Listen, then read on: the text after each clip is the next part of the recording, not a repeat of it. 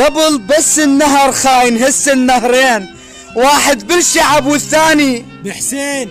عمت عينك يا دجلة تخونين بالناس، اخذت طبع الفراد من خان بالعباس.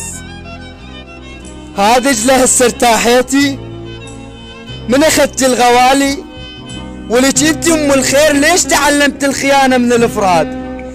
يا موصل حتى الماي غدر بيك، والله يا موصل جرحك بعد ما طاب، ليش بكل فرح لازم نلبس هدوم سود؟ صدقيني يا موصل جرحك ما يطيب، وها يعني عد كلمتي.